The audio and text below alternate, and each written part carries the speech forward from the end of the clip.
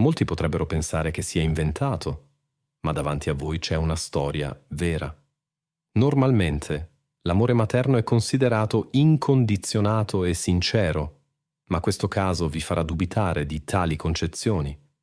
Cosa potrebbe spingere una madre a cedere le proprie figlie in cambio di sostanze proibite? Per quale motivo le consegnò a un uomo di 78 anni con cattive intenzioni? Quale destino è toccato a questi bambini innocenti? Il percorso di Morgan Summerlin è stato lastricato di difficoltà e decisioni sbagliate. È cresciuta in un'atmosfera di instabilità che l'ha accompagnata anche nell'età adulta.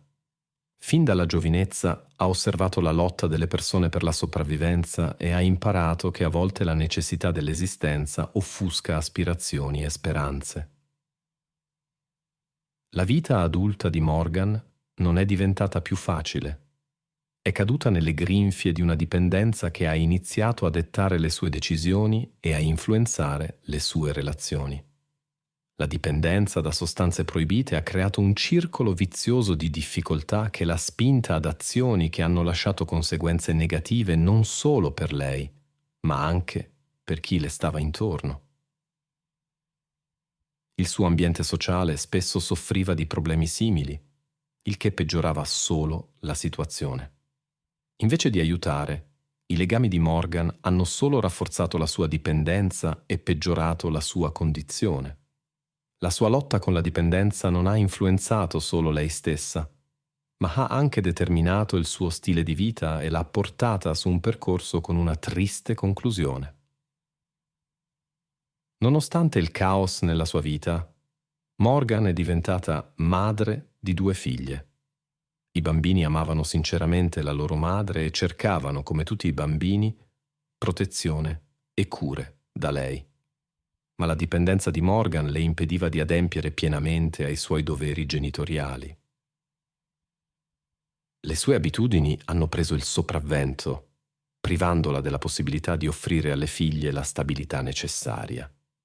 Le ragazze sono cresciute in condizioni in cui la negligenza è diventata parte della vita quotidiana. Spesso dovevano badare a se stesse ed esistevano in un ambiente segnato dalle difficoltà della madre. Nonostante la loro innocenza, sono state trascinate nel lato oscuro della dipendenza di Morgan. La situazione ha preso una svolta critica quando la madre ha fatto una scelta impensabile, una decisione che ha cambiato per sempre il loro destino. Le figlie di Morgan erano bambine straordinarie.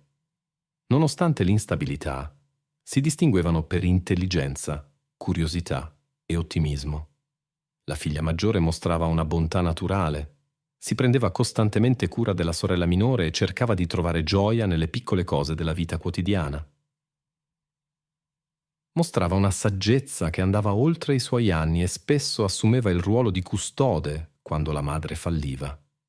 La figlia minore era giocosa ed energica, sempre pronta a ridere e a rallegrarsi anche per le piccole cose.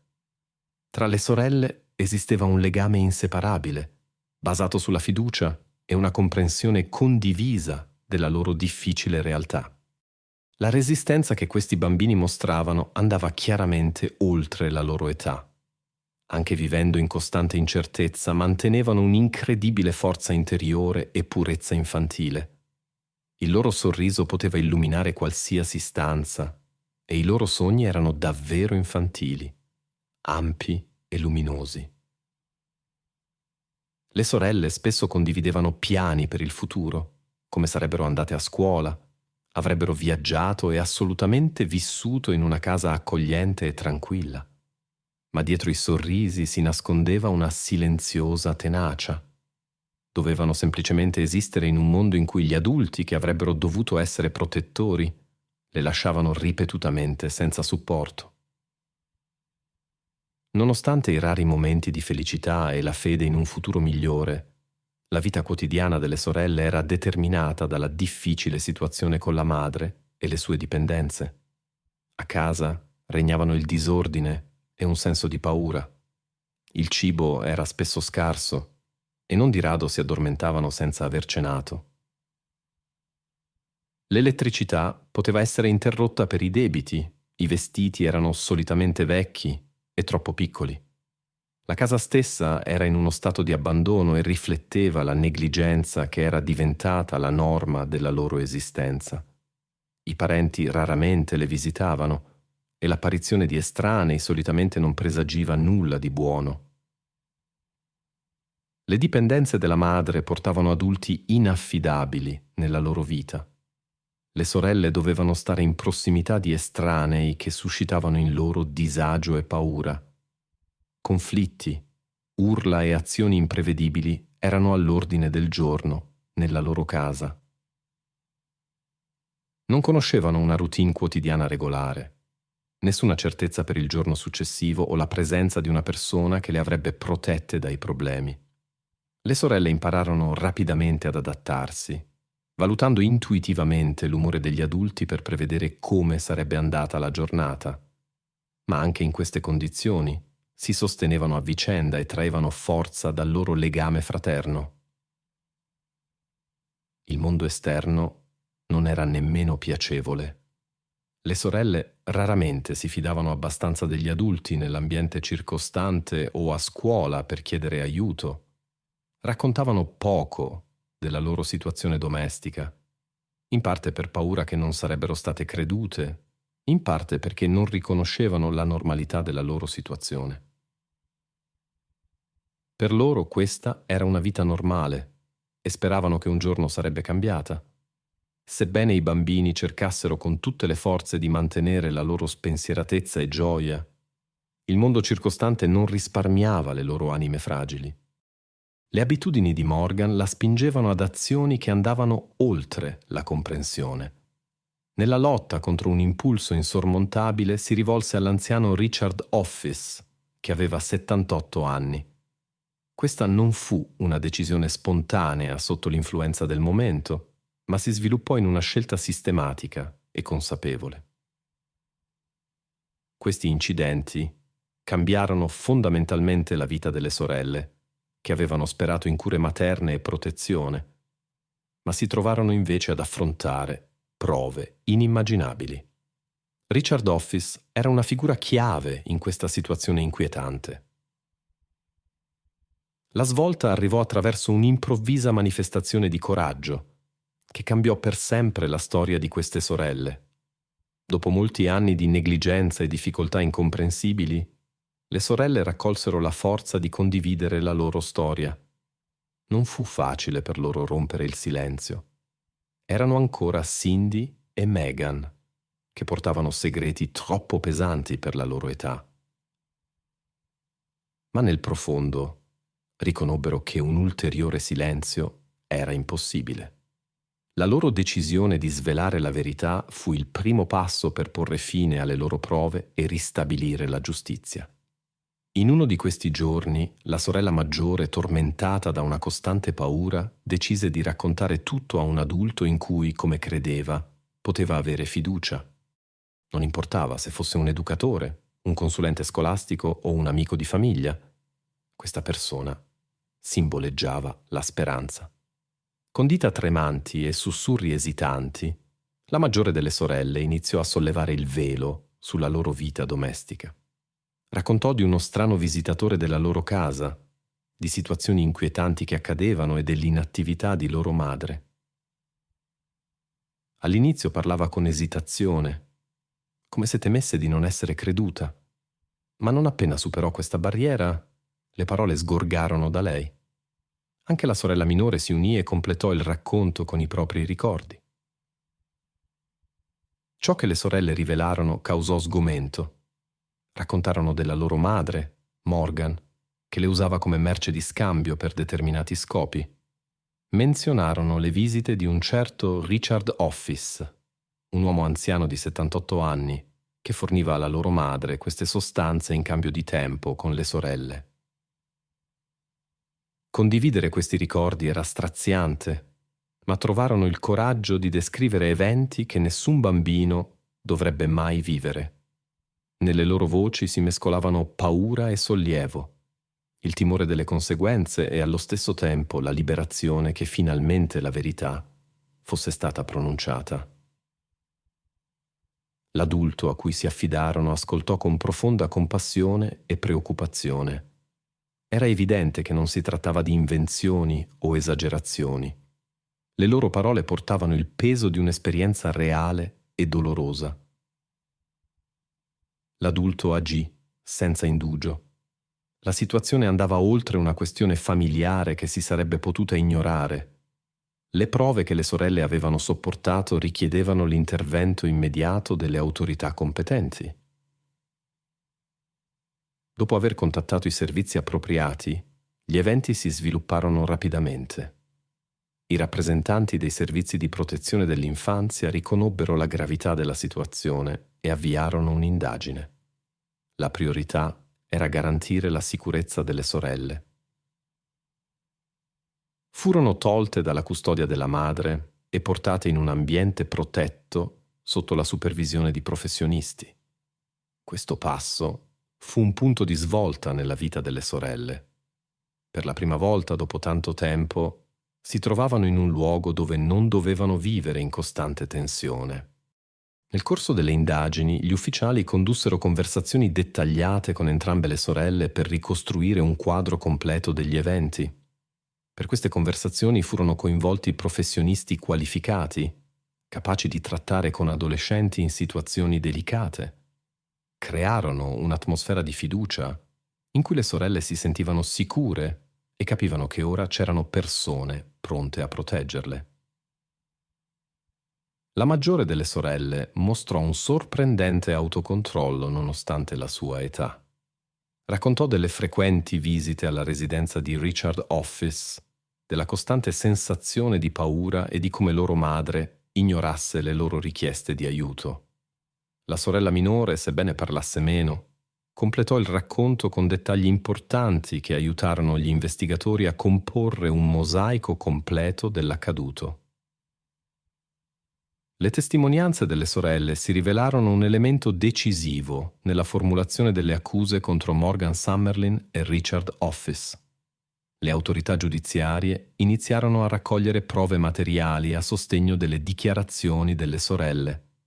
Esaminarono i luoghi menzionati nei rapporti, compreso l'appartamento di Office, cercando prove concrete per confermare le accuse mosse. Gli investigatori interrogarono anche l'ambiente familiare, vicini, insegnanti e altre persone che potenzialmente avrebbero potuto notare segnali preoccupanti. Ogni nuova testimonianza avvicinava l'indagine alla piena comprensione della situazione. Con lo sviluppo del caso, le informazioni trapelarono nella società e scatenarono un'ondata di indignazione. I conoscenti di Morgan espressero shock e incredulità. Molti erano tormentati dalla domanda: come poteva una madre fare una cosa simile ai suoi figli? Come poteva accadere qualcosa del genere senza che nessuno se ne accorgesse? Questo caso divenne un catalizzatore sociale e innescò serie discussioni sul dovere degli adulti di proteggere i giovani e di reagire a circostanze sospette. I residenti locali organizzarono eventi per sostenere le sorelle ed espressero la speranza per la loro guarigione. Per le sorelle, la decisione di parlare fu un punto di svolta. Troppo a lungo avevano tenuto nascosto il loro dolore. Ora, con il sostegno delle forze dell'ordine e del pubblico, si apriva loro la possibilità di trovare la propria voce e iniziare il cammino verso la guarigione. Il loro coraggio non solo innescò il processo di giustizia, ma divenne anche una fonte di ispirazione per altri. La storia delle sorelle ricordò che anche nelle circostanze più difficili, il coraggio e l'onestà spianano la strada verso un futuro migliore. Dopo che le sorelle decisero di condividere le loro esperienze, le autorità investigative avviarono immediatamente un'indagine completa. Il team investigativo lavorava diligentemente sul caso, raccogliendo meticolosamente prove e verificando le dichiarazioni dei bambini.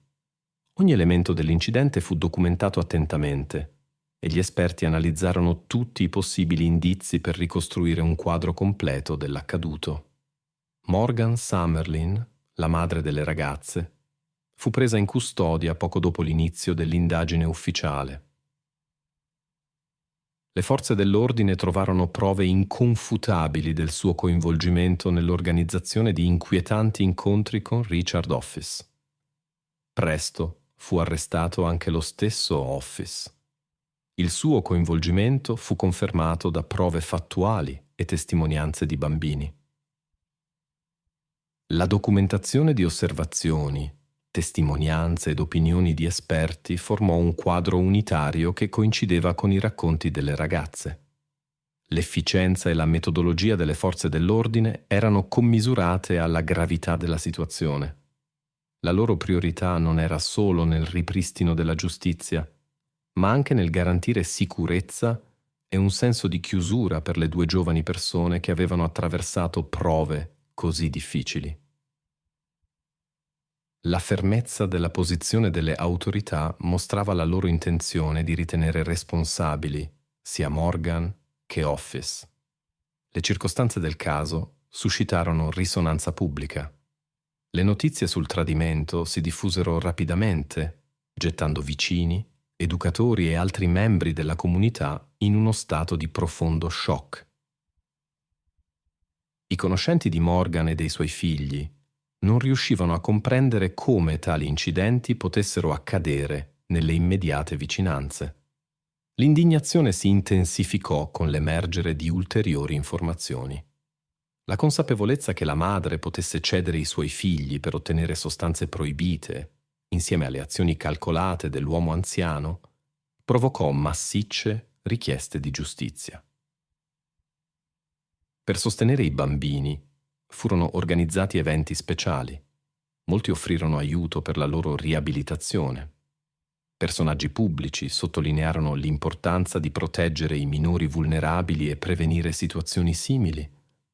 Varie organizzazioni e singoli cittadini si fecero avanti con offerte di supporto psicologico e risorse di cui le ragazze avevano bisogno per la loro guarigione.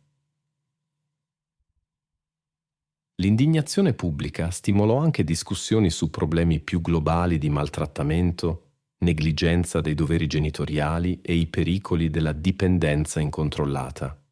Divenne evidente che questo caso lasciò un'impressione profonda nella coscienza di tutti coloro che ne vennero a conoscenza, unendo la comunità in un appello alla responsabilità e al cambiamento.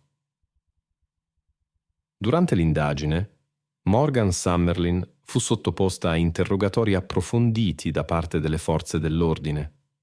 Le prove contro di lei erano inconfutabili. Le testimonianze delle sue figlie, che confermavano le dichiarazioni di testimoni oculari e altre forme di prova, non lasciavano praticamente spazio alla negazione. Sotto crescente pressione, Morgan alla fine confessò il suo ruolo nel consegnare le sue figlie a Richard Office in cambio di mezzi per soddisfare la sua dipendenza. La sua confessione scioccò sia gli investigatori che il pubblico. La realtà delle sue azioni era devastante. Spiegò che la dipendenza l'aveva spinta a misure disperate, ma questa spiegazione non portò conforto a coloro che cercavano di comprendere la portata dell'accaduto.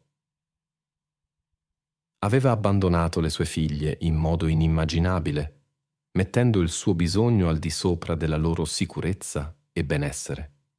Gli investigatori avevano domande a cui era praticamente impossibile trovare risposte. Quali motivi potrebbero spingere una madre a prendere tali decisioni? A cosa pensava quando consegnava i suoi figli a una persona come Office? Per la società, la confessione di Morgan non fece che intensificare il profondo senso di tradimento e orrore che circondava questo caso. Il sacro legame tra madre e figli è stato irrimediabilmente compromesso. Poco dopo le confessioni di Morgan, i rappresentanti della legge hanno arrestato il 78enne Richard Office. L'uomo anziano mostrò una sorprendente freddezza e nessun rimorso.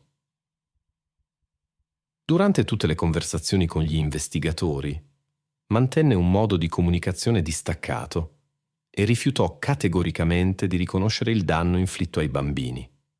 La sua indifferenza non fece che gettare benzina sul fuoco dell'indignazione pubblica e dipinse l'inquietante immagine di una persona che approfittava della vulnerabilità non solo dei bambini, ma anche della loro madre.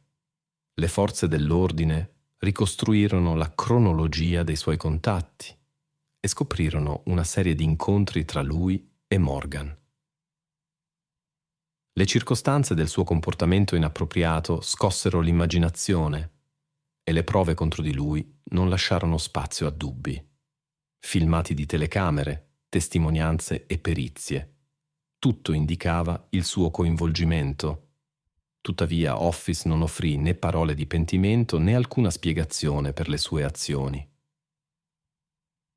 Il suo silenzio e la sua crudeltà lasciarono un'impressione indelebile su tutti coloro che erano coinvolti nell'indagine.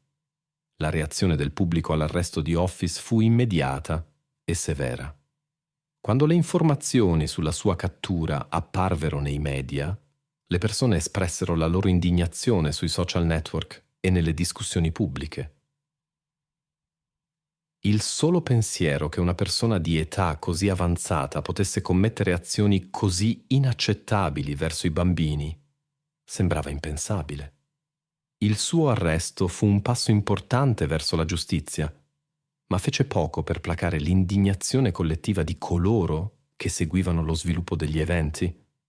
Per gli investigatori assicurare l'arresto sia di Morgan che di Office fu solo il primo passo. Il successivo processo giuridico divenne una battaglia per la responsabilità e la ricerca di risposte a domande che forse rimarranno per sempre senza una soluzione completa. Dopo l'arresto di Morgan Summerlin e Richard Office, iniziarono i processi. Entrambi furono accusati di gravi reati, corrispondenti alla gravità delle loro azioni. Morgan fu accusata di trattamento inappropriato dei bambini, creazione di una situazione pericolosa e complicità in atti illeciti. In tribunale ammise la sua colpa. Il giudice, nel pronunciare la sentenza, sottolineò l'assoluto tradimento e il mancato adempimento del suo dovere materno. Morgan ricevette 20 anni di reclusione, una pena che doveva riflettere tutta la gravità del suo tradimento. Il tribunale tenne conto dell'influenza della sua dipendenza sul suo comportamento, ma ciò non la esonerava dalla responsabilità per le azioni commesse. Le accuse mosse contro Richard Office erano molto più gravi. Le sue azioni violavano non solo la legislazione, ma anche le norme fondamentali dell'umanità. Gli furono imputate gravi violazioni relative a comportamenti inappropriati con minori, interazioni proibite e l'utilizzo di minori per scopi illeciti. Le prove presentate contro di lui non lasciavano alcun dubbio. Le testimonianze dettagliate delle persone coinvolte, le perizie degli esperti e le dichiarazioni di osservatori non coinvolti confermavano chiaramente la sua partecipazione. A differenza di Morgan, Office non mostrò alcun segno di rimorso durante l'intero processo. Il suo comportamento distaccato e inflessibile non fece che intensificare l'indignazione pubblica. La pronuncia della sentenza portò un senso di giustizia ristabilita. Richard Office ricevette una restrizione della libertà a vita. Il giudice definì le sue azioni imperdonabili e sottolineò la necessità del suo isolamento per garantire la sicurezza di altri minori. La detenzione a tempo indeterminato corrispondeva alla gravità delle conseguenze per due persone innocenti e serviva come chiaro avvertimento sull'inevitabilità della punizione per tali atti. Sebbene la giustizia fosse stata fatta, i traumi emotivi subiti dalle vittime, dai loro familiari e dalla comunità locale non erano misurabili. Le due sorelle furono poste sotto tutela statale e circondate da un team di psicologi che le avrebbero aiutate ad affrontare l'esperienza vissuta, sebbene il percorso verso la guarigione sarebbe stato difficile e imprevedibile. Anche il pubblico era profondamente turbato per l'accaduto. Come poteva succedere una cosa simile tra loro? Questo caso divenne un segnale d'allarme e diede inizio a discussioni sulla necessità di attenzione nel riconoscere e segnalare comportamenti inappropriati con minori. sottolineò la necessità di un sistema di protezione più efficace per i membri vulnerabili della società. Le pene inflitte a Morgan Summerlin e Richard Office erano significative non solo per la loro severità, ma anche per il segnale che inviavano. 20 anni di carcere per Morgan riflettevano il riconoscimento da parte del tribunale della gravità del tradimento genitoriale e la restrizione della libertà a vita di Office garantiva che non avrebbe mai più potuto entrare in contatto con minori. Tuttavia, considerando l'età di 78 anni di Office, una tale punizione sembra troppo lieve. La sentenza emessa non ha potuto guarire completamente le ferite emotive di molti protagonisti di questa storia. Le ferite emotive delle vittime e la fiducia infranta si faranno sentire per molti anni, come un ricordo delle gravi conseguenze della dipendenza, dell'irresponsabilità e dello sfruttamento delle persone care per il proprio vantaggio. La storia di Morgan Summerlin e delle sue figlie è più di un semplice racconto amaro di tradimento e trattamento inappropriato. Questo caso illustra chiaramente le vaste conseguenze della dipendenza e la necessità critica di proteggere le persone che si trovano in situazioni vulnerabili. La situazione ha mostrato l'effetto distruttivo della dipendenza da sostanze proibite non solo su Morgan stessa, ma anche sul suo ambiente immediato, in particolare sulle persone che contavano sulla madre come fonte di protezione e guida. Le azioni di Morgan erano condizionate dalla sua dipendenza. Tuttavia, questo fatto da solo non è sufficiente a spiegare completamente il tradimento delle proprie figlie. La dipendenza è una malattia, ma quando rimane senza un'attenzione adeguata, crea un effetto domino che può distruggere intere famiglie e distorcere destini. Questo incidente ci costringe a esaminare più da vicino come la società affronta il problema della dipendenza e quanto sia importante un intervento tempestivo per coloro che lottano contro di essa. Questa storia è un invito all'azione per tutti noi, insegnanti, vicini, membri della comunità e persino passanti occasionali, per notare i segnali d'allarme e parlare quando qualcosa sembra sbagliato. Il contatto tempestivo con i servizi di protezione appropriati può cambiare fondamentalmente la situazione e proteggere le persone da un ambiente insicuro. La lezione principale di questo caso è la necessità di unire le forze per prevenire casi simili in futuro. Soprattutto, dobbiamo garantire a tutti un ambiente sicuro in cui crescere. Ciò significa fornire supporto alle famiglie bisognose, garantire l'accesso a programmi di trattamento della dipendenza e rafforzare le risorse comunitarie che offrono guida e intervento tempestivo. Le organizzazioni che si occupano della protezione dei bambini svolgono un lavoro di importanza cruciale, ma non possono farcela da sole. Richiede l'impegno dell'intera società affinché nessuno debba affrontare le prove che le figlie di Morgan hanno dovuto affrontare. Il sostegno a tali iniziative attraverso aiuti finanziari, volontariato o impegno sociale può garantire un sistema di protezione affidabile per le persone vulnerabili.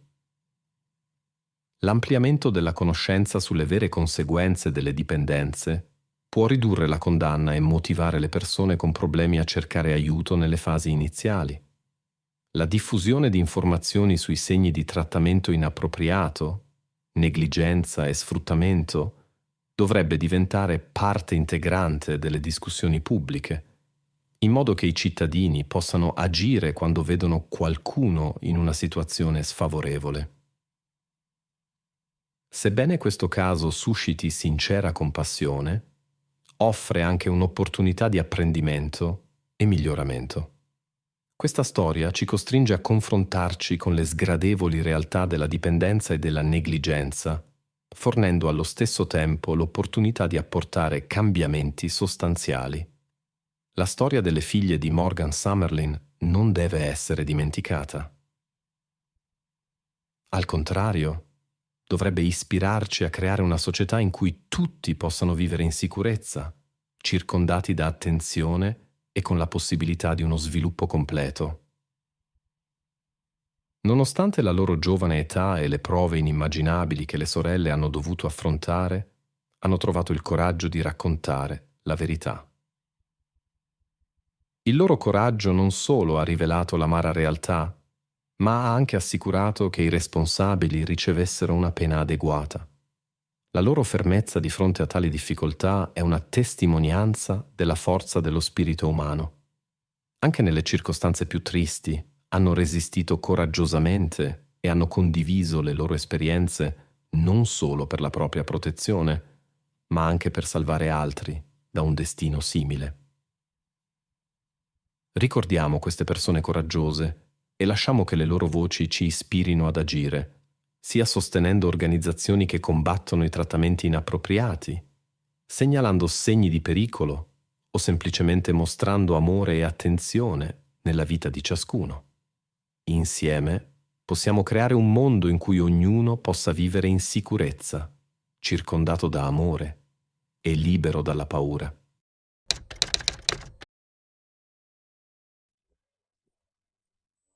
On April 12, 2019, Montgomery County police officers in the state of Maryland received a search warrant for house number 47 Elm Street in the city of Silver Spring.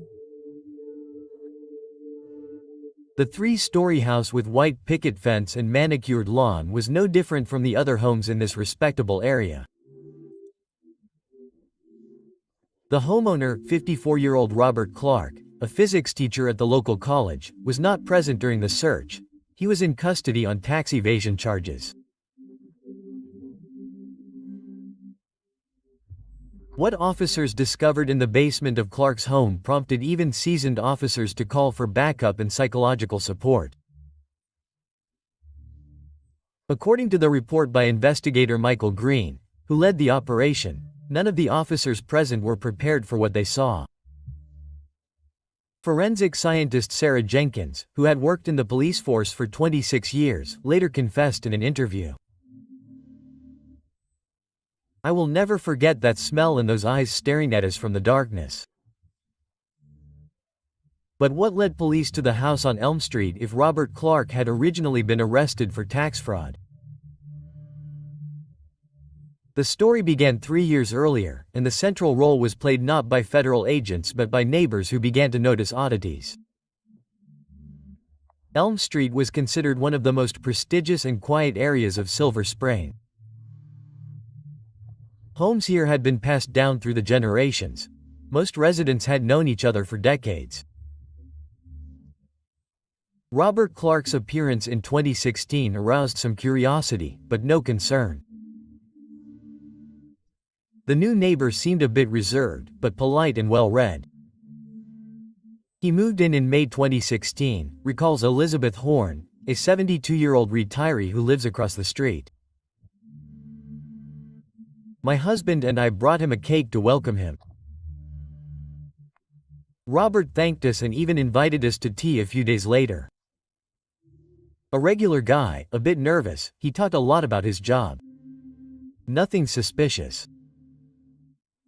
Clark quickly adapted to the quiet life in the area. He taught physics at the community college. He led a science club for high school students and occasionally attended local events. The only oddity the neighbors noticed was his excessive caution.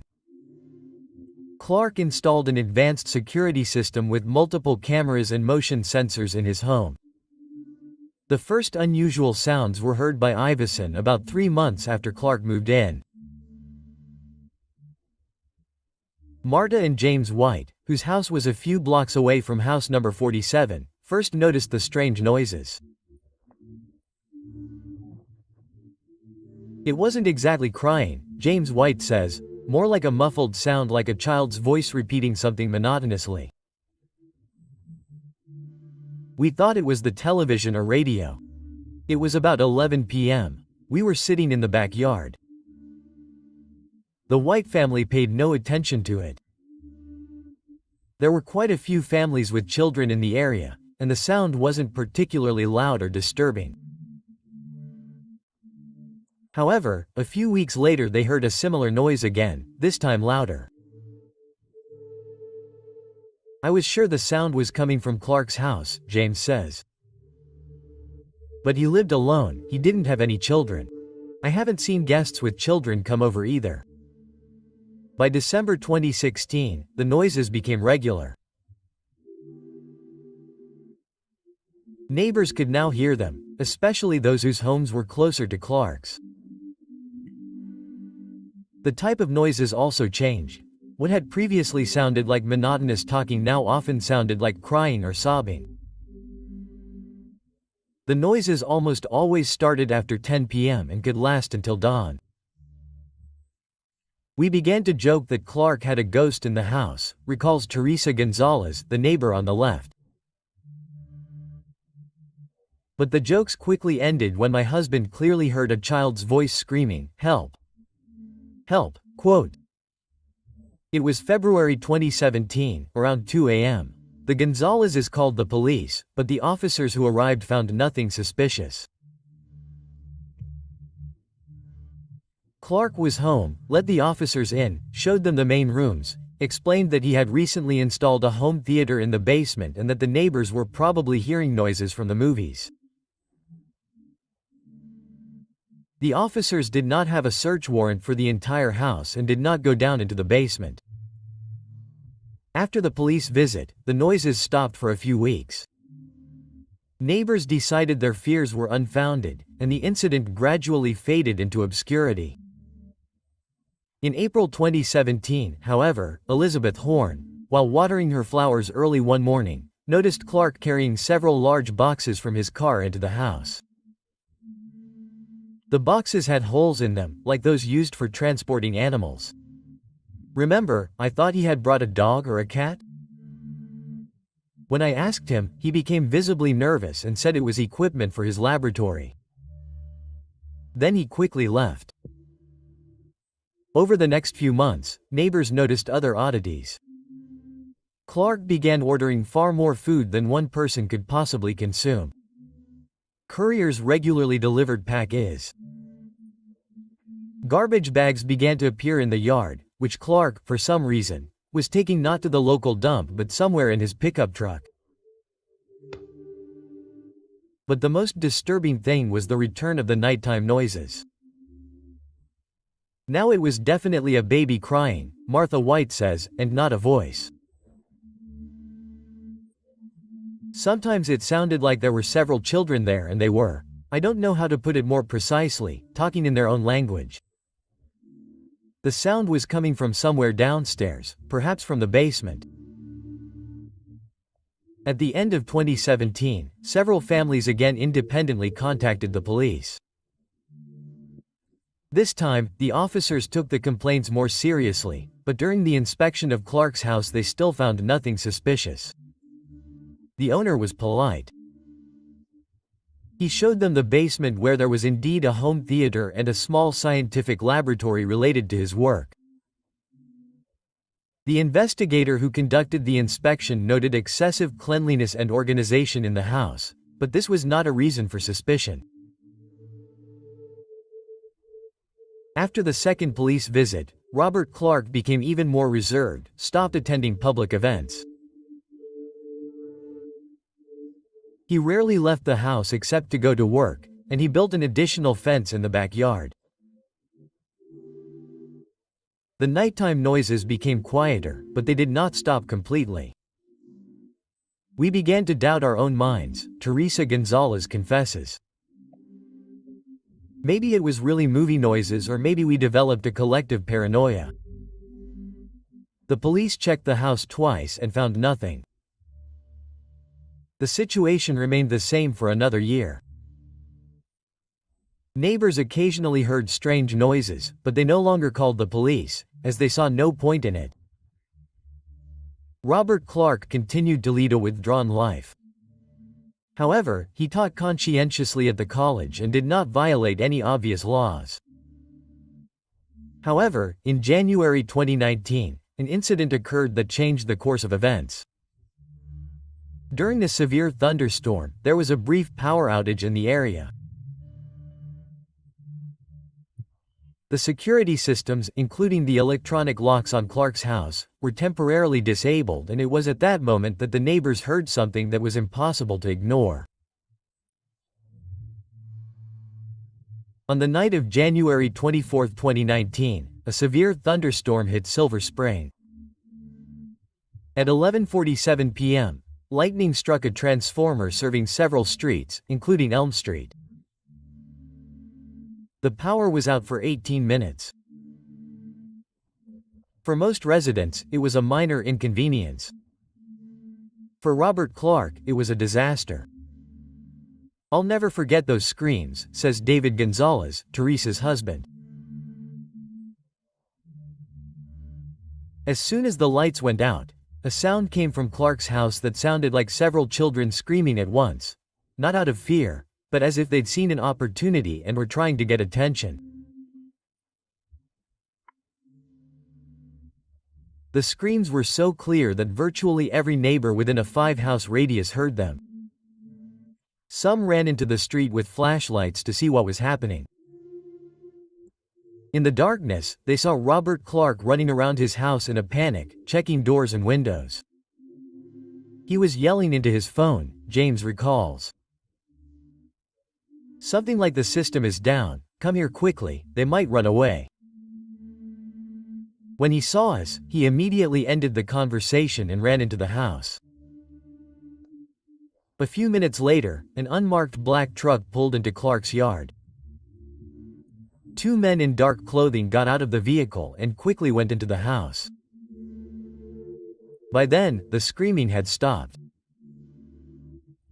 Power was restored 10 minutes after the strangers arrived. The SUV left an hour later. The next morning, neighbors gathered in the White's yard and decided to call the police again. This time, they reported not only strange noises, but also Clark's panicked reaction to the power outage and the visit of strangers in the middle of the night.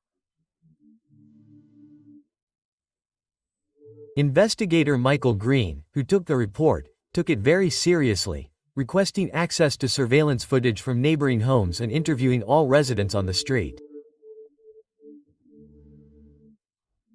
However, substantial evidence of strange noises and suspicious behavior was needed for a full investigation.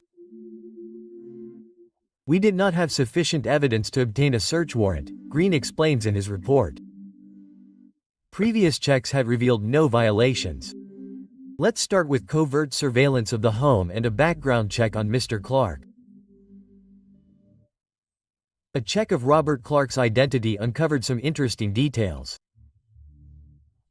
He did indeed have a PhD in physics and an impressive academic career.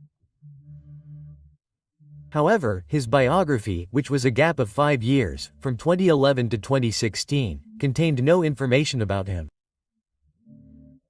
Immediately before this period, he worked at a private research laboratory in Seattle, but resigned without explanation. Another clue was the electricity bill. For the past 3 years, the electricity consumption in Clark's home had exceeded the average level for the area by 4 times, even though he lived alone. Such consumption could be explained by the operation of energy-intensive equipment, such as industrial refrigerators or portu vitali systems. In mid-February 2019, investigator Green received a call from Elizabeth Horn. The elderly woman reported seeing Clark carry several large black bags out of the house in the middle of the night and load them into his pickup truck. She managed to photograph it with her phone, although the image quality was poor.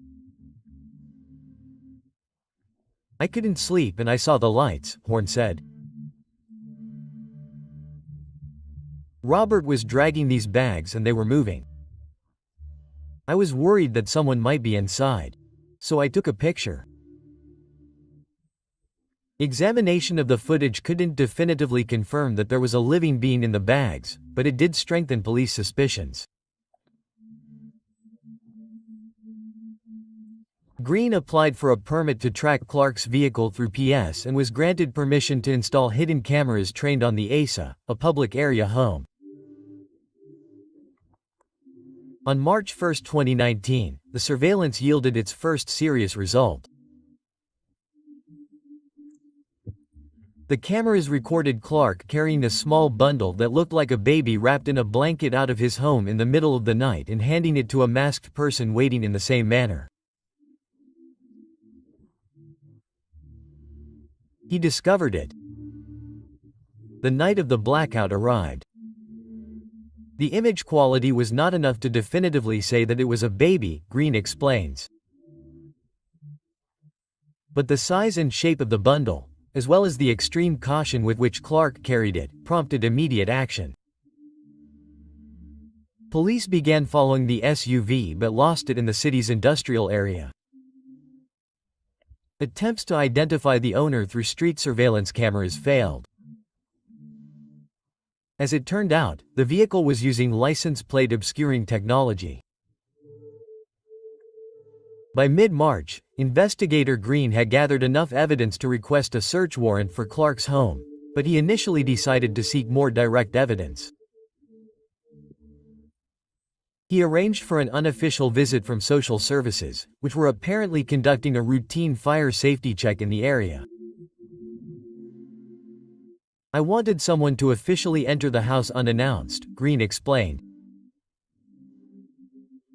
A social worker might notice something suspicious without alarming Clark. Maria Rodriguez, a social services inspector, visited 47 Olney Street on March 20. Clark reluctantly let her in but adamantly refused to show her the basement, claiming that renovations were underway and that it was unsafe to be in. As Rodriguez checked the upper floors, she noticed several anomalies. First, there was an unnatural amount of baby food in the refrigerator. Second, she saw children's clothing of various sizes in the guest bedroom closet.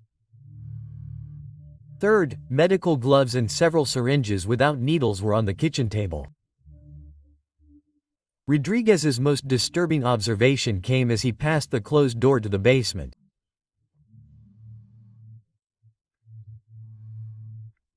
"I heard a rustling sound," his report reads, "like someone moving quietly in the room and then a sound that sounded like a child's murmur, but very strange, indistinct."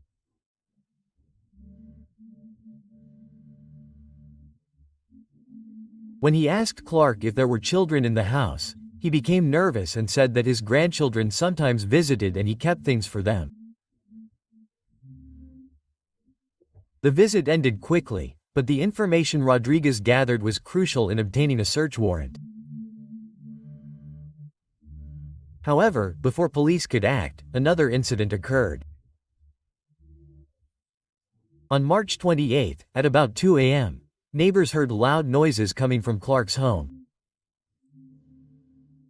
The sound sounded like glass breaking, followed by a muffled cry from a child. "I immediately called 911, David Gonzalez says. The dispatcher said a patrol car was on its way, but as the police were arriving, I saw Robert running out of the house, getting into his car, and speeding away.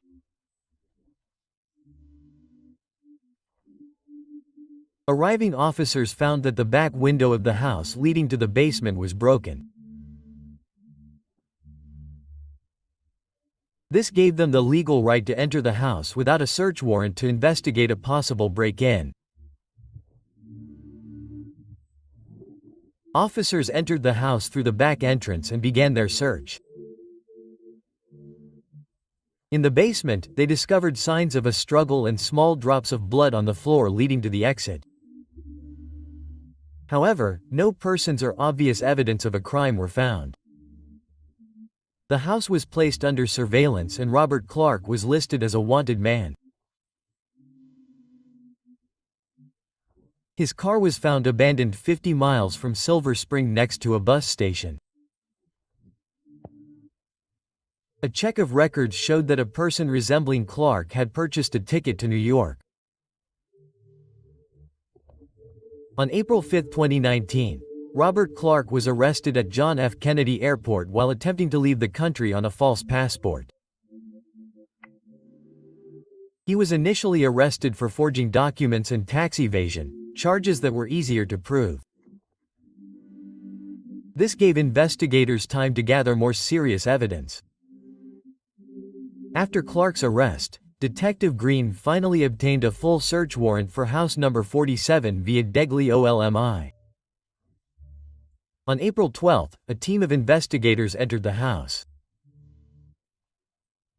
They paid special attention to the basement, the place from which the mysterious noises had allegedly been coming for the past 3 years.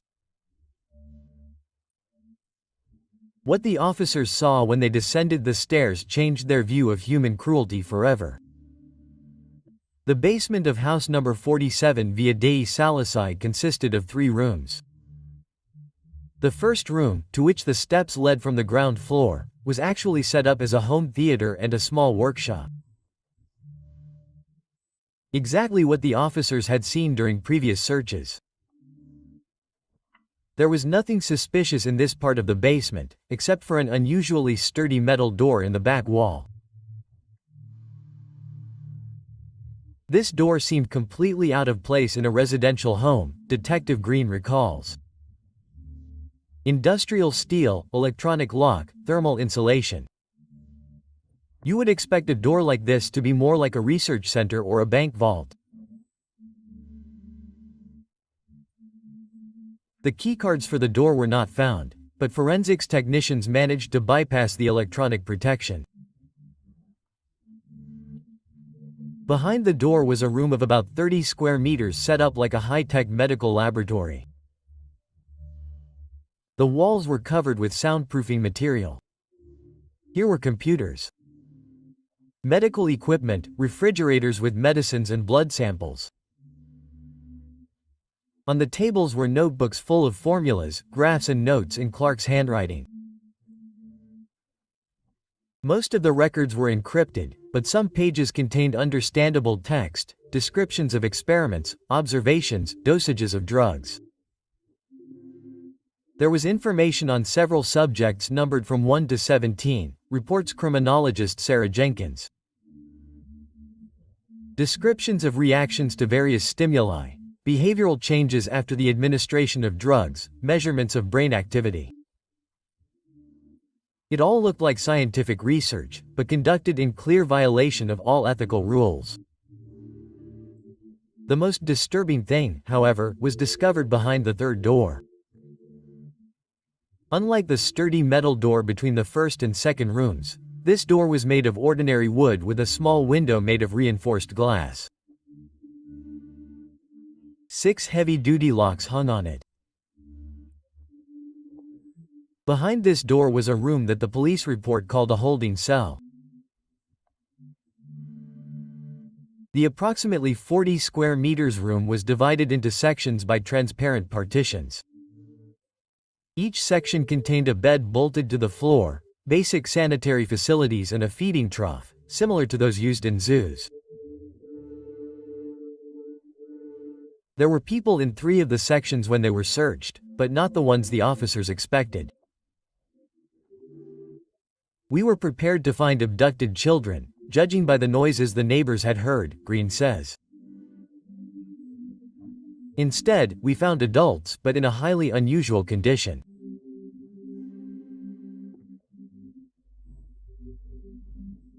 In the first section there was a man in his 30s, in the second a woman in her 20s, and in the third another older man, perhaps between 40 and 45. All 3 had the physical characteristics of adults, but they behaved like small children.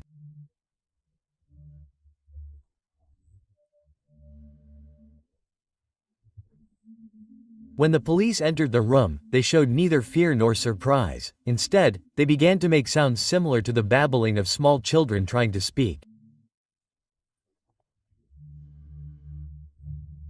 They moved awkwardly, as if they could not fully control their bodies.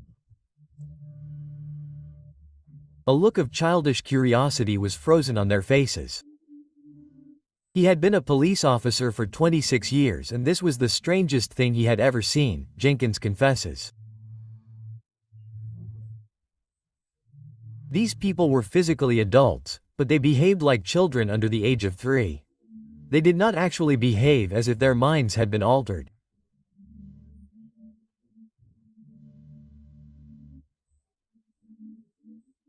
The medical team called to the crime scene confirmed that all three were under the influence of strong psychotropic drugs, showed signs of numerous injections, chronic malnutrition and prolonged confinement.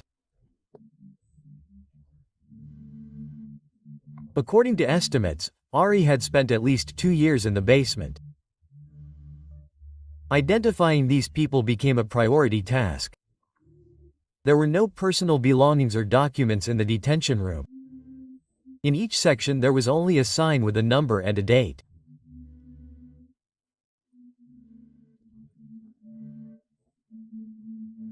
Subject 40627, Subject 9117, Subject 1303. 2018. Medical records were found in the laboratory, each subject containing information about vital signs, procedures performed, and medications administered.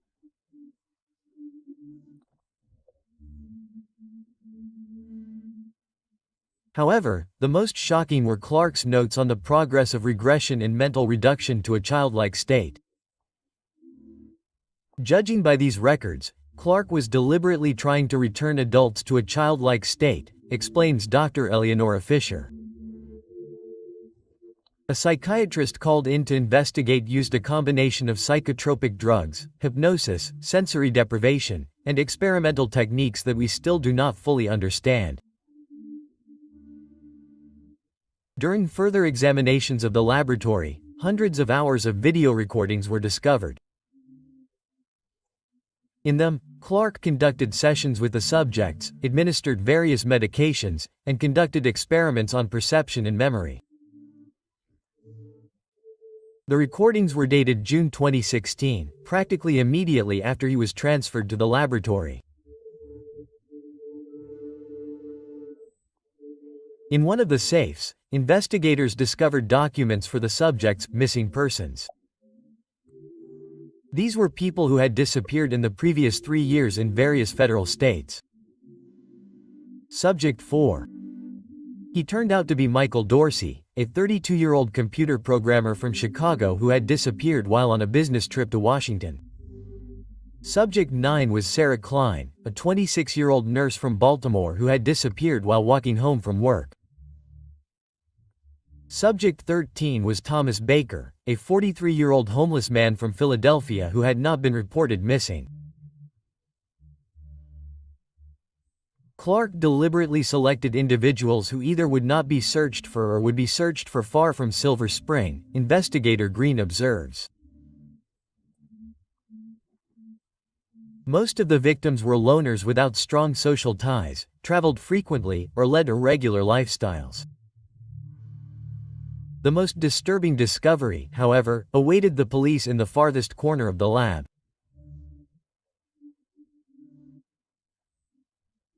In a separate, locked refrigerator were stored tissue samples labeled subjects 1, 2, 3, 5, 6, 7, 8, 10, 11, 12, 14,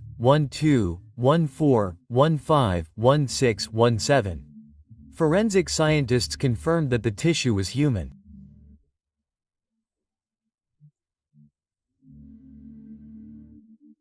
In essence, we found evidence that at least 17 people passed through Clark's laboratory, Green explains.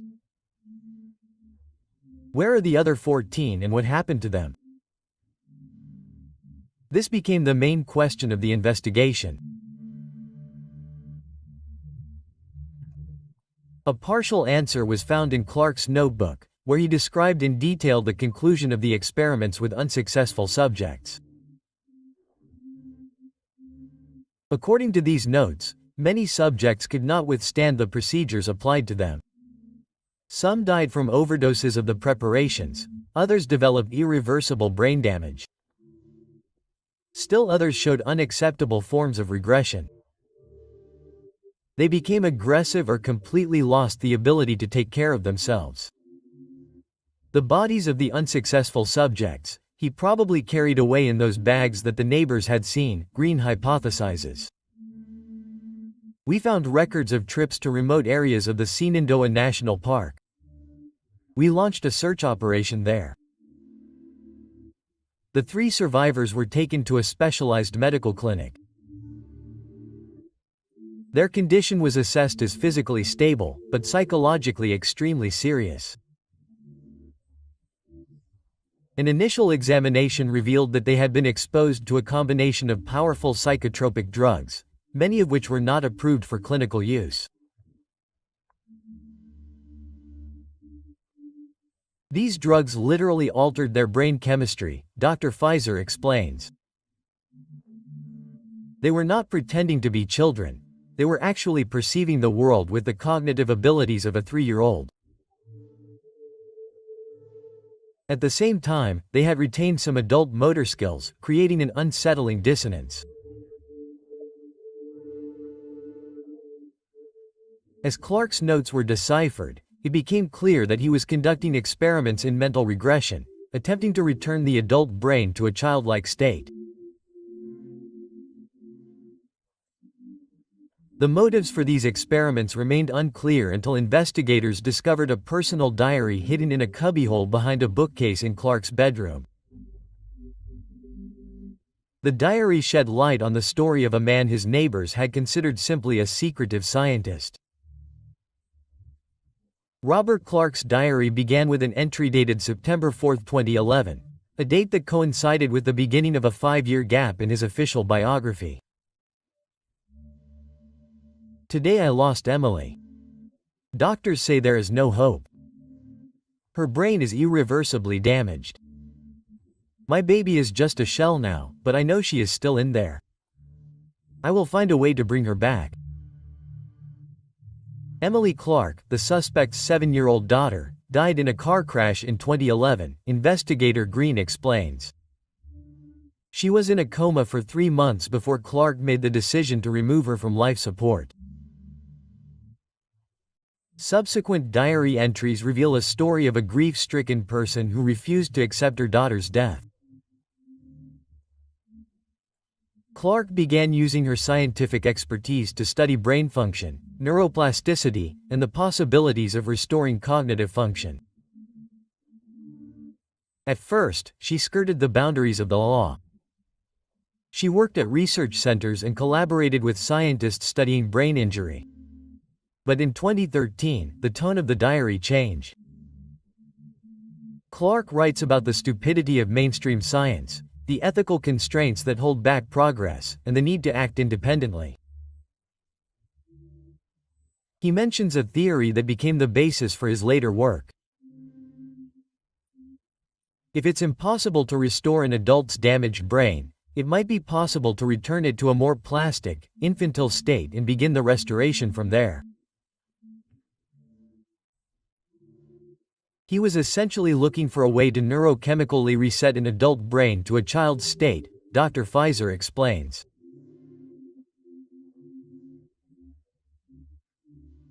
In his twisted logic, this would create a blank slate on which to restore his deceased daughter's personality. In 2014, the diary entries become more concrete. Clark writes about early animal experiments conducted in the garage of a rented house in a Seattle suburb. He describes drug combinations that show encouraging results in raw, reducing cognitive function to a primitive state. By 2015, he's moved on to field trials on humans. The first victims are homeless people whom he lures with the promise of food and money. In the diary, he coldly describes how he administers the drugs to them and observes their reaction. Most of these early subjects die of overdoses or unforeseen side effects. At this time, he still had no suitable place for long-term housing of test subjects, Green notes. According to the documents, he simply disposed of the bodies by dumping them in Puget Sound or burying them in the woods. In the spring of 2016, Clark decided that he needed a permanent base for his experiments. He sold his house in Seattle, bought a new one in the quiet area of Silver Spring, and set up his basement as a laboratory. In his diary, he details the renovation of the room, the security system, and the methods of soundproofing. In parallel with setting up the laboratory, Clark developed a more sophisticated experimental protocol. He writes of 3 phases of regression. First, the deterioration of the personality through psychological suppression and pharmacological influence, then cognitive regression with the help of special preparations, and finally, cognitive regression.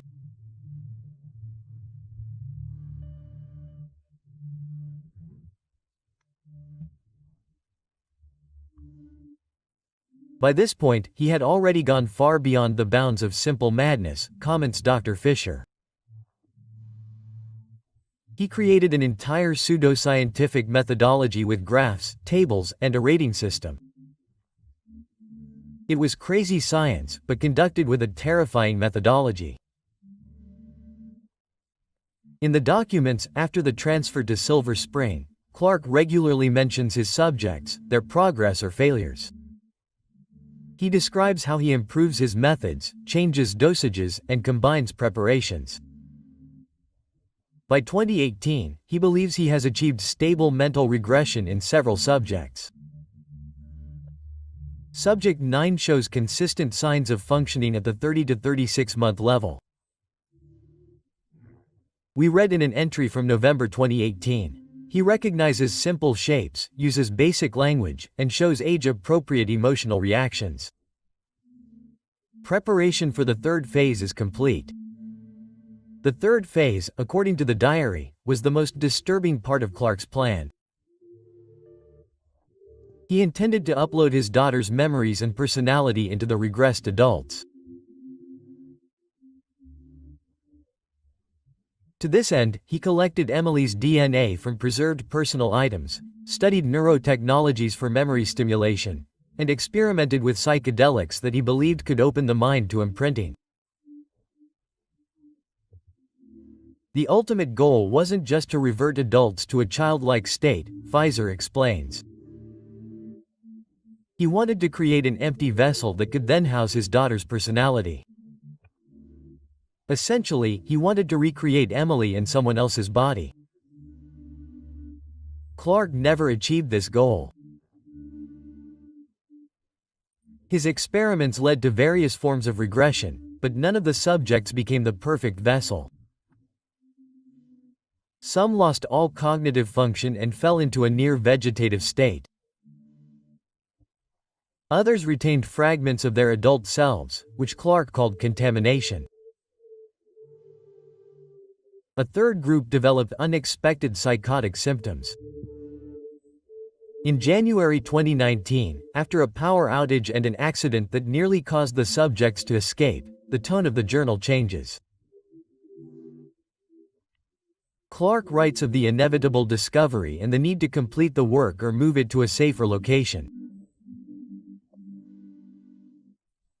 The last entry is from March 27, 2019, a day before his escape. Tomorrow I'm moving S9, subject 9, she's the closest to the target. The others are failures, I have to get rid of them. It's too risky to keep them here. White called the police again. The house is under surveillance. I have to act quickly. It was this entry that Clark failed to fully realize. Apparently, he planned to eliminate 2 remaining subjects and take the most successful woman to another location. But an unknown incident, possibly an escape attempt by one of the subjects, led to a broken window, an emergency call to the police, and Clark's hasty departure. In parallel with examining the diary, investigators processed other evidence. A GPS tracker on Clark's car, installed in February, made it possible to reconstruct his routes over the past 2 months. Regular trips to a remote area of Shenandoah National Park were of particular interest. On April 18, 2019, a search party with sniffer dogs discovered several shallow graves in this area. Over the next 2 weeks, the remains of 7 people in various stages of decomposition were found. Medical examiners determined that all died of similar causes.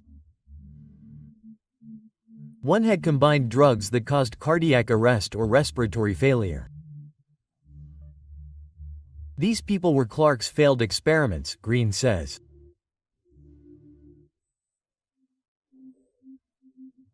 When they no longer met his criteria or their safekeeping became unsafe, he disposed of them after the identification of the Versailles bodies, and all 5 victims could be identified. They were people who had been reported missing in various states along the East Coast over the past 3 years. 2 remained unidentified, likely homeless, whose disappearance had not been reported. Forensic scientists also discovered traces of blood in the trunk of Clark's pickup truck, belonging to at least 3 different people. Analysis revealed that these were subjects 15 and 16, likely the last victims Clark had disposed of shortly before his escape. Examination of the black SUV observed by neighbors remained impossible for a long time. The vehicle could not be found. However, in late April, police received an unexpected lead. A farmer in Northern Virginia reported an abandoned vehicle found in the woods near his property. It was exactly that SUV. And inside, traces of blood belonging to subject 9, the woman Clark considered his most successful experiment, were found. Quote, "We assume he was trying to take her to another location, but something went wrong," Green explains. Perhaps she tried to escape or her condition worsened. He abandoned the car and disposed of her in another way. By July 2019, the investigation had produced evidence of Clark's involvement in the abduction and murder of at least 14 people. 3 survivors remained in a specialized medical facility, where doctors were trying to bring them out of the chemical-induced state. However, not all the threads of this case could be connected. The identity of the visitors in the black SUV who came to Clark on the night of the blackout remained unresolved.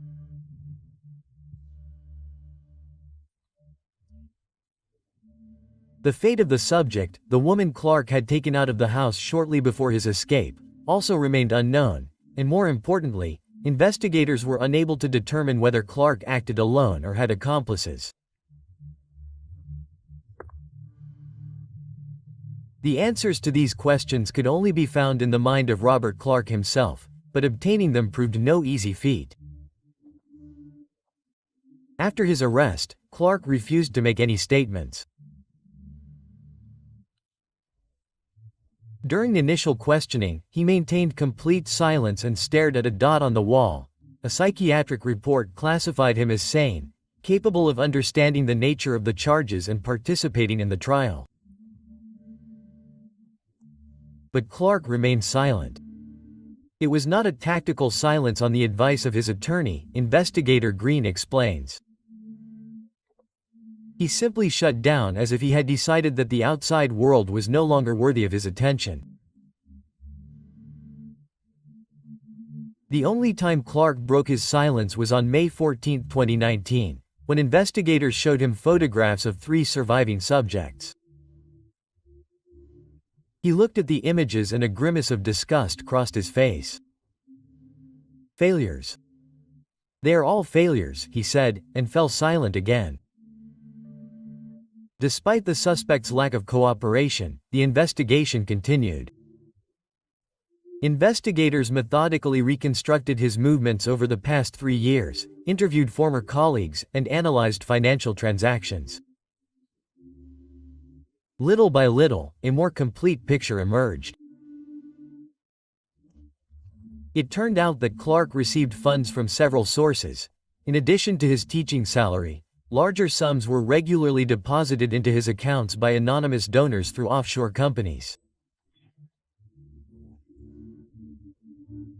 FBI experts suspected that these could be payments from individuals or organizations interested in the results of his experiments.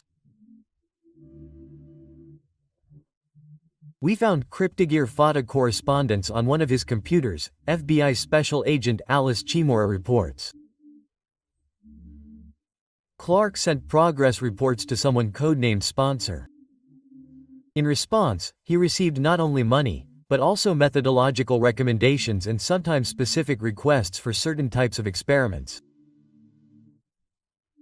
Attempts to track down the mysterious sponsor have so far been unsuccessful. The messages passed through multiple levels of encryption and proxy servers in various countries. Analysis of the contents of the correspondence nevertheless suggests that the sponsor possessed a solid knowledge of neuropharmacology and had access to experimental preparations. This was confirmed by detailed analysis of the substances in Clark's laboratory. Some of them were not registered in any pharmaceutical database and were modified versions of known psychotropic drugs. Such modifications required special equipment and skills that Clark, despite his training, would have been unlikely to have possessed on his own. We are not dealing with a lone madman, but with a more complex system, the people behind the wall suspect. Clark was likely an enforcer, a field researcher working for someone who provided resources and possibly scientific background.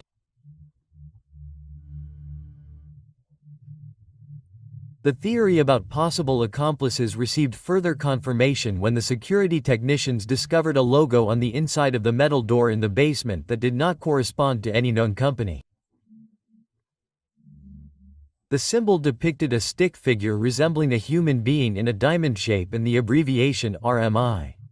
Quote, "We still can't decipher this abbreviation," Green says. But the same symbol was etched on some of the instruments in the lab and encoded in the OME files on Clark's computer. In parallel with the investigation into Clark's activities and the search for his possible accomplices, work continued with the 3 surviving victims. Their conditions were slowly improving, but the progress was minimal.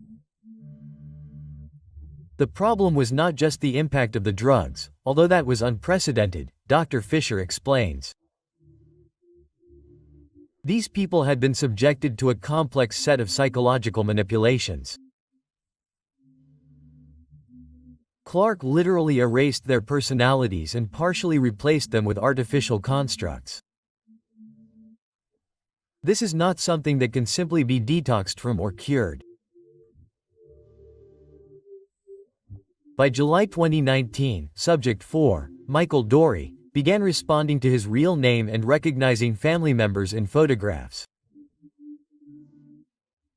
Subject 13, Thomas Baker, had regained basic self-care skills but remained incapable of different language. Subject 9, Sarah Klein, showed the least progress, remaining in a state that psychiatrists described as cognitive functioning at the level of a 2- or 3-year-old. Their brains have literally restructured under the influence of the drugs, explains neurophysiologist Dr. James Chow. MRI scans showed changes in the activity of various brain areas, a reorganization of neural connections. In a sense, they are no longer the people they were before their abduction. In August 2019, there was a new lead in the case. An anonymous informant contacted the FBI and claimed to have the Institute for Regressive Medicine, an organization that conducted experiments similar to Clark's.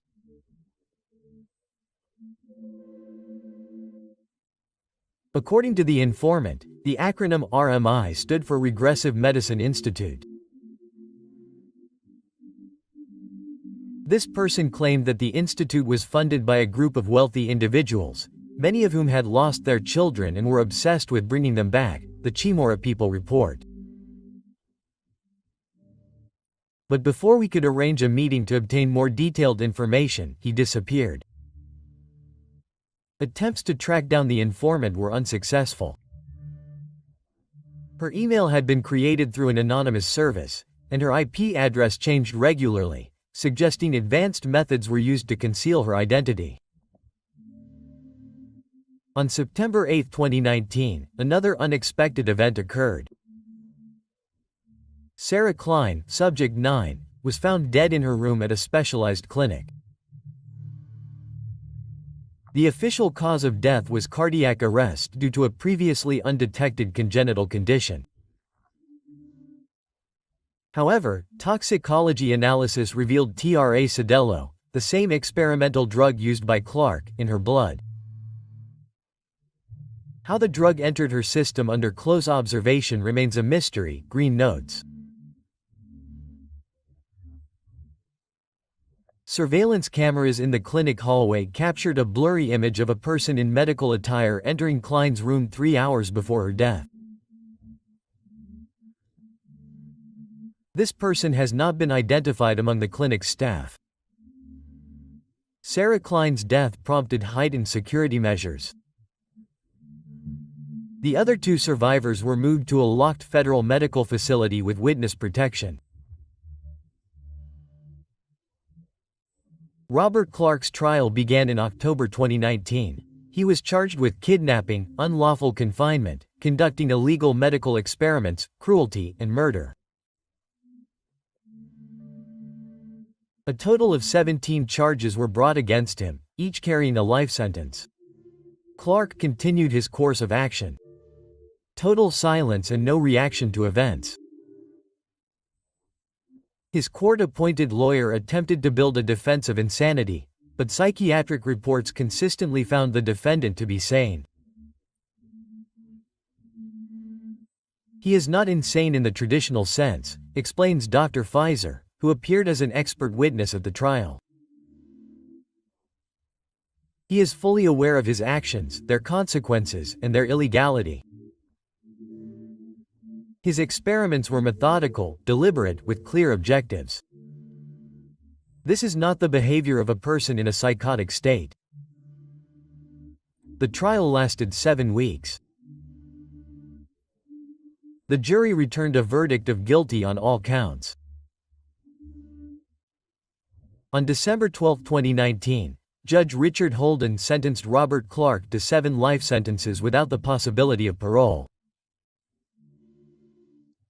Another strange incident occurred during the reading of the sentence. When the judge announced his decision, Clark reacted for the first time during the entire trial. He smiled and said a sentence that only those close to him heard. "Do you think you stopped us? This is just the beginning." 3 days after the verdict, Robert Clark was found dead in his cell. The preliminary cause of death was acute heart failure. An autopsy revealed no traces of poison or other suspicious substances in his system. However, the circumstances of his death have been added to the list of strange coincidences. In this case, by early 2020, the conditions of the 2 survivors were continuing to slowly improve. Michael Dorsey had regained his language and some key memories from his previous life. Thomas Baker had achieved a level of cognitive functioning equivalent to that of an 89-year-old child. A complete recovery is unlikely, Dr. Cho notes cautiously.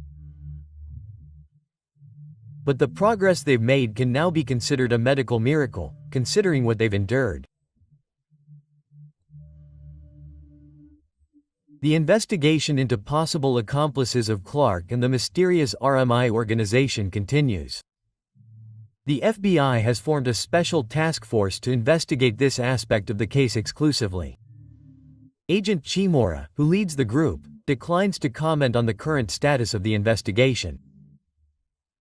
House number 47 on Ullmannstrasse was confiscated by the state and later demolished by order of the city council.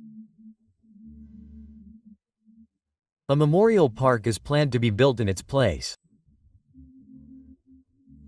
Neighbors, whose vigilance ultimately led to Clark's unmasking, still have mixed feelings.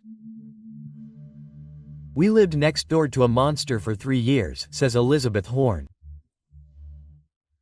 "We heard the victims' screams every night and couldn't do anything until it was too late for many of them. That feeling will never leave us." In September 2020, almost a year after the main investigation concluded, a worker laying cables in a wooded area 30 miles from Silver Spring discovered an abandoned bunker. Inside were equipment identical to those identified in Clark's lab, as well as several empty cages.